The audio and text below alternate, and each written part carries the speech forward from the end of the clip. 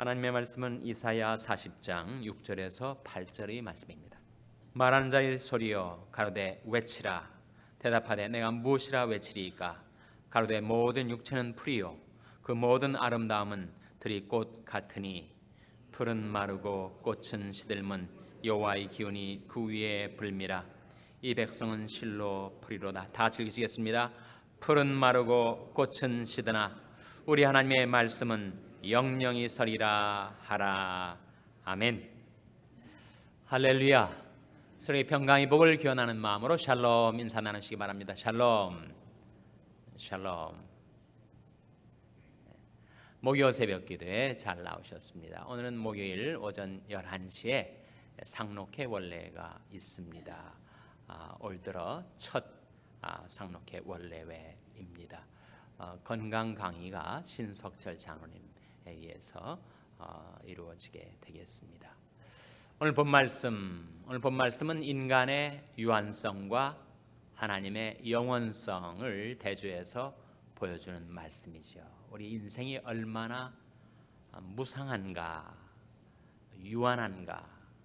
우리가 사람마다 든든히 선 것 같아도 정말 허사뿐 인생의 유한성과 무상함을 보여주고 있는 말씀이죠. 그래서 모든 육체는 뭐라고 했습니까? 모든 육체는 뭐와 같다고요? 모든 육체는 풀이라. 그런 말씀이 나오죠. 모든 육체는 풀이라. 6절 말씀 같이 읽겠습니다. 6절 말씀 다시 한번 같이 읽겠습니다. 시작. 말하는 자의 소리여 가로되 외치라. 대답하되 내가 무엇이라 외치리이까. 가로되 모든 육체는 풀이요 그 모든 아름다움은 들이 꽃 같으니. 모든 육체는 풀이라는 거예요. 풀은 아침에 그렇게 푸릇푸릇 자라나는 것 같지만 한낮에 뜨거운 태양빛에 태양열에 시들시들해지다가 저녁에는 뱀바되어 마르게 되는 것이 풀이란 말이죠. 인생의 육체가 풀과 같습니다. 성경은 우리 인간의 연약함을 보여주면서 육체는 풀과 같고 또 우리 몸은 강건한 것 같다도 무엇과 같다고 했습니까? 우리 몸은 질그릇과 같다. 질그릇이 어떻습니까? 아무리 견고한 것 같아도 어디에 쾅 부딪히면 파삭 깨어져 버리는 것이 질그릇 아니에요? 우리 몸이 그와 같다는 거예요. 제가 우연히 어제 신문을 보다 보니까 한국의 사법연수원장이 죽었다는 거예요. 나이를 보니까 58세. 왜 58세 된 사람이 죽었나? 교통사고로 죽었다는 거예요.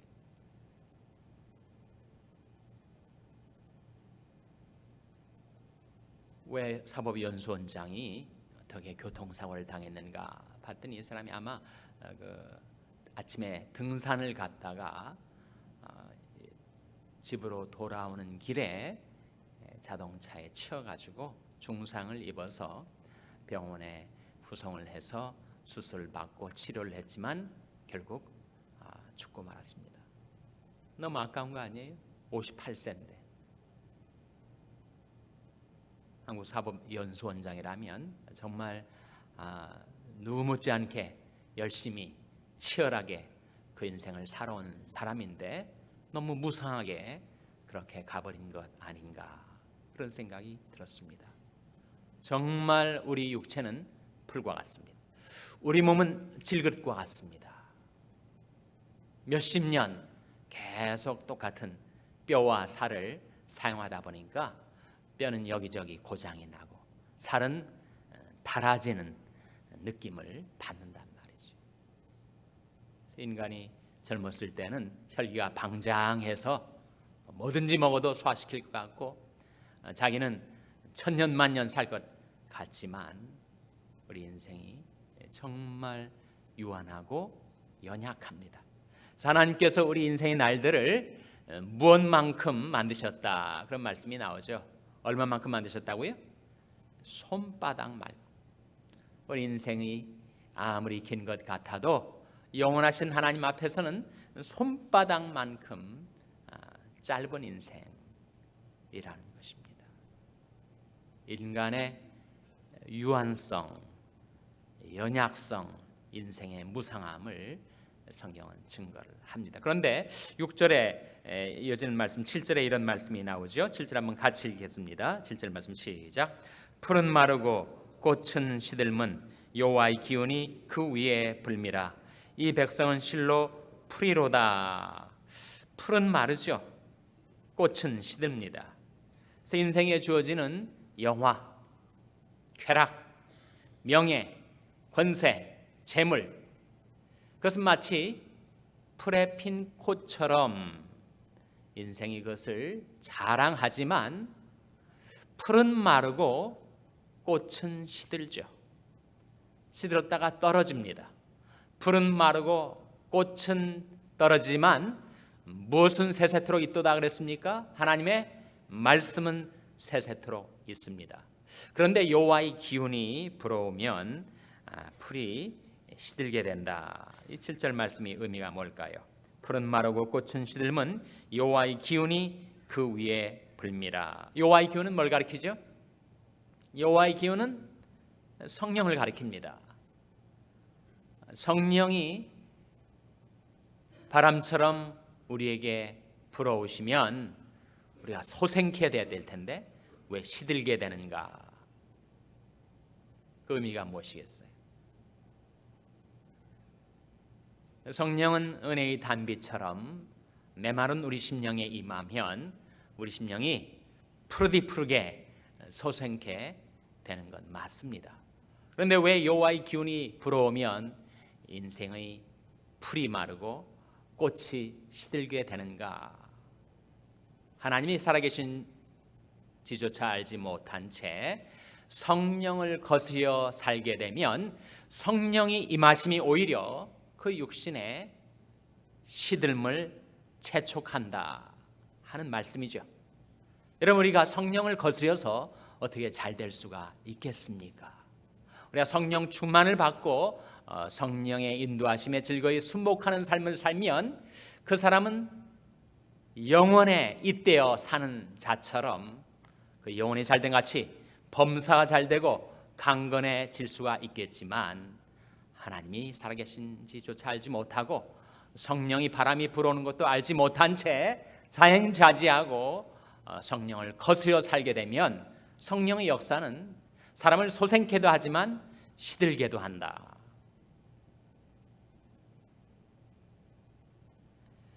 사도 바울이 다메섹 도상에서 꼬꾸라졌습니다. 과거 이름은 사울이었죠. 부활하신 예수님을 만난 것입니다. 예수님께서 사울을 보시고 안타까이 하시는 말씀이 사울아 사울아 부르시면서 가시체를 뒷발질하기가 내게 고생이니라, 그런 말씀을 하셨어요. 무슨 뜻이에요? 가시체를 뒷발질하기가 내게 고생이다. 무슨 말씀입니까? 소나 말이나 잘 통제가 안 되고 어거가 안 되는 짐승들은 가끔 엉뚱하게 뒷발질을 한단 말이에요.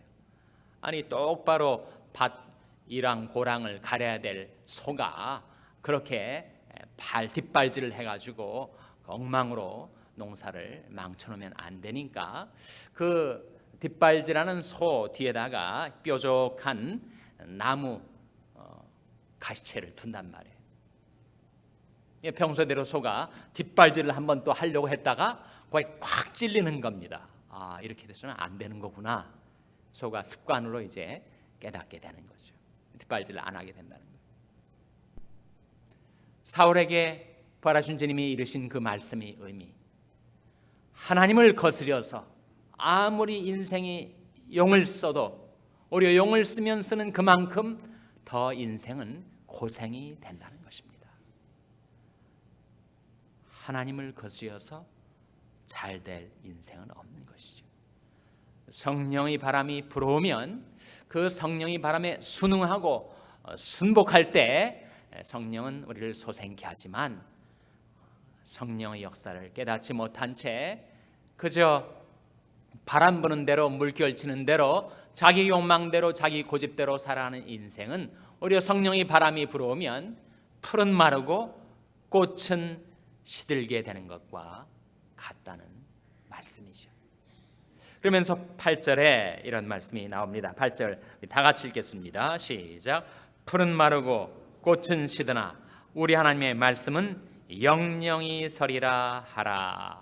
풀은 마르고 꽃은 시듭니다. 육체는 메마르게 되고 육체에 주어지는 온갖 세상의 영화, 재물이든 명예든 권세든 그것들은 다 시들게 되지만 우리 하나님의 말씀은 영영이 서리라. 그래서 이 말씀은 인간의 유한성과 하나님의 영원성을 대조시켜 주는데 과연 유한한 인간이 어떻게 영원하신 하나님께로 가까이 갈 수가 있는가? 우리 유한한 실존이 어떻게 하나님의 영원하신 무한성으로 들어갈 수가 있는가? 바로 말씀으로 된다는 거죠. 예수님께서 내가 곧 길이요 진리요 생명이니 나로 말미암지 않고는 아버지께로 올 자가 없느니라. 우리는 말씀의 본체 되시는 예수님으로 말미암아 영원하신 하나님께로 가게 되는 것입니다. 건강의 차이가 있고 또 사고의 유무가 있어서 빨리 가는 사람이 있고 늦게 가는 사람이 있지만 우리는 다 이 세상을 떠나게 되는데 이 세상을 떠나게 될 때 과연 내가 영원하신 하나님 앞에 갈 수가 있는가? 그래서 내가 이 세상에 살 동안에 하나님의 말씀, 사람을 영생케 하시는 하나님 말씀을 받았는가? 아니면 거부했는가? 거기에 좌우된다 하는 것이죠. 그래서 사람이 유한한 존재이지만 영원한 존재이기도 합니다. 아니 어떻게 그럴 수가 있는가? 사람이 유한한데 어떻게 영원하다고 말할 수가 있는가? 성경이 그렇게 말하지 않습니까? 요한일서 2장 17절 말씀 한번 찾아보시기 바랍니다. 요한일서 2장 17절 말씀. 신약성경 389면 신약성경 389면 요한일서 2장 17절 말씀에 사람은 영원히 있는 존재다 그런 말씀이 나옵니다. 신약성경 389면 요한일서 2장 17절 말씀 다 같이 읽겠습니다. 시작. 이 세상도 그 종역도 지나가되 오직 하나님의 뜻을 행하는 이는 영원히 거하느니라. 누가 영원히 거한다고요? 하나님의 뜻을 행하는 이. 인간이 어떻게 하나님의 뜻을 행하며 살 수가 있는가? 하나님의 뜻이 담겨진 하나님의 말씀을 받으면 그 말씀에 순복하면 그 인생은 영원히 살게 된다. 풀처럼 꽃처럼 시들어버리고 떨어져 버리는 우리 유한한 인생, 영원하신 하나님 앞에서 손바닥 넓이만한 짧은 인생을 사는 우리지만 우리 하나님의 말씀을 받고 그 말씀을 따라 순복하며 그 하나님의 뜻을 행하며 살면 우리는 영원 속으로 이어지는 인생을 살게 된다는 거죠. 이게 영생 아닙니까? 영생. 영생을 어떻게 얻었습니까? 너희가 거듭난 것이 썩어질 씨로 된 것이 아니요 썩지 아니할 씨로 된 것이니 하나님이 살아있고 항상 있는 말씀으로 되었느니라. 살아있고 영원히 있는 그 말씀을 받은 자마다 영원히 살게 된다. 그것이 성경이 우리에게 들려주는 복음 아닙니까? 우리가 불렀던 찬송가 438장에 보면 그 작시자가 나오죠. 작시자가 바로 아이직 왓츠입니다.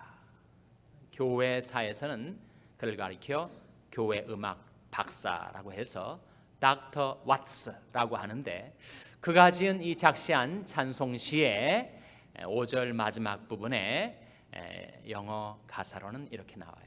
하나님은 our eternal home. 하나님은 우리의 영원한 집이시다. 하나님은 우리의 영원한 거처시다. 시편 90편에 나오는 모세의 고백이기도 합니다. 주여 주는 대대로 우리 거처가 되셨나이다. 산이 생기기 전 땅과 세계도 주께서 조성하시기 전 곧 영원부터 영원까지 주는 하나님이시니이다. 하나님이 우리 이터널 홈입니다. 우리 영원한 집이십니다. 우리 영원한 거처가 되시죠. 이 모세가 기도로는 시편 90편에 고백을 했지만 그가 증거한 말씀으로는 신명기 33장 27절에 나오는 말씀입니다. 중요한 말씀이니까 한번 찾아보세요. 신명기 33장 27절 말씀. 신명기 33장 27절 말씀은 구약성경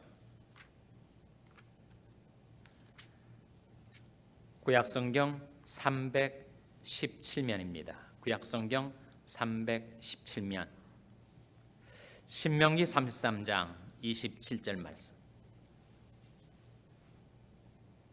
신명기 33장 27절 말씀 찾으셨습니까? 신명기 33장 27절 말씀 다 같이 읽으시겠습니다. 시작. 영원하신 하나님이 너희 처소가 되시니 그 영원하신 팔이 내 아래 있도다. 아멘. 거기까지. 영원하신 하나님이 우리 뭐가 되신다고요? 우리의 처소가 되신다. 거처가 되신다. 집이 되신다. 영원하신 하나님이 너희 처소가 되시니 그 영원하신 팔이 내 아래 있도다. 우리 인생이 너무나도 유한하고 짧은데 그것도 부족해서 늘 세상의 환난 풍파에 요동치는 인생을 살아가는 우리인데 하나님께서 우리 존재의 기저에 우리 살아가는 삶의 밑바닥부터 그 영원하신 팔로 우리를 붙들어 주시고 지탱해 주신다. 그 영원하신 팔이 내 아래 있도다. 오늘 이사야가 외친 하나님의 말씀은 인간의 유한성과 하나님의 영원성을 보여주는데 유한한 인간이 어떻게 영원하신 하나님께로 속할 수가 있는가? 하나님을 영원한 거처로 삼게 되는가?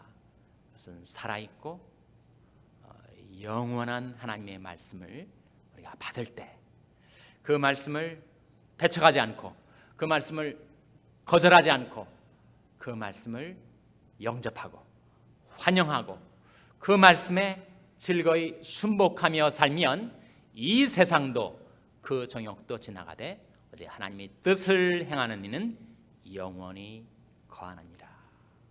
하나님의 말씀을 의지해서 영원하신 하나님을 여러분이 거처로 삼고 여러분이 처소로 삼고 하나님이 그 영원하신 팔이 여러분의 인생을 든든하게 지탱해 주시기를 주님의 이름으로 축원합니다. 기도하시겠습니다. 오늘 말씀 기억하며 하나님 저희들이 말씀 의지하여 견고히 서게 주시옵소서. 기도하시기 바랍니다. 우리 자녀들을 위해서 기도할 때 하나님 저희 자녀들이 하나님께로 돌아와 하나님의 도우심 하나님의 보호하심을 받아 살게 주시옵소서. 기도하시기 바랍니다. 병상에 연약한 지체들을 위해서 기도할 때 주의 말씀을 보내어 저희를 고치사 위경에서 건져 주시옵소서. 기도해 주시기 바랍니다. 우리 샬롬교회를 위해서 기도할 때 하나님 샬롬교회가 하나님을 영원한 거처로 영원한 처소로 모시고 말씀을 의지하여 든든히 서게 주시옵소서. 기도해 주시기 바랍니다. 여러분 생업을 위해서 기도하시고 한미 가정 상담소의 사역을 위해서 기도해 주시기 바랍니다. 하나님 저희들을 성령으로 충만케 해 주시고 사명 감당케 하여 주시옵소서. 이런 제목들로 우리 합심해서 기도하겠습니다.